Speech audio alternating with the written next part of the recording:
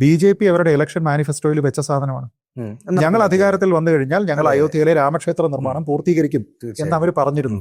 ഏതിനാ സ്വീകാര്യത? പക്ഷെ ജനങ്ങള് അല്ല, പക്ഷേ അയോധ്യ ഇരിക്കുന്ന മണ്ഡലത്തിൽ ആരാണ് ജയിച്ചത്?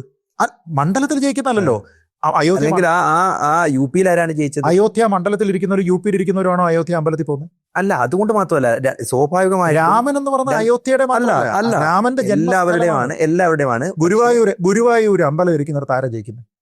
അത് ചില ഗുരുവായൂർ അമ്പലം CPM ആയിരിക്കും ജയിക്കുന്ന. അബ്ദുൽ ഖാദറാണ് ഗുരുവായൂർ അമ്പലം ഇരിക്കുന്നിടത്ത് ചിലപ്പോൾ CPM ആയിരിക്കും ജയിക്കുന്നത്, ചിലപ്പോൾ അതെ എന്ന് പറഞ്ഞിട്ട് ഗുരുവായൂരപ്പന്റെ പ്രാധാന്യം മാറിയോ? ഗുരുവായൂർ മണ്ഡലത്തിൽ ഇരിക്കുന്ന ആൾക്കാർ മാത്രമാണ് അവിടെ. തിരുവമ്പാടി മണ്ഡലത്തിൽ ഇരിക്കുന്ന അല്ല. പക്ഷെ ഞാൻ പറയുന്നത്, അതായത് അവരുടെ ഏറ്റവും വലിയ അതായത് 2021-ലെ 2021-ലെ തെരഞ്ഞെടുപ്പിലേക്ക് 24-ലെ തെരഞ്ഞെടുപ്പിലേക്ക് നേരിടുന്ന സമയത്ത് BJP മുന്നോട്ട് വെച്ച ഏറ്റവും വലിയ ഒരു പ്രൊപ്പഗാൻഡ എന്ന് പറയുന്നത് ഈ രാമക്ഷേത്രവും അതിന്റെ നിർമ്മാണവും അത് ഞങ്ങൾ നടത്തി, അതിനുവേണ്ടി എന്തൊക്കെ ചെയ്തു എന്നുള്ളത് കാണിച്ചാണ് അവർ മുന്നോട്ട് പോയത്.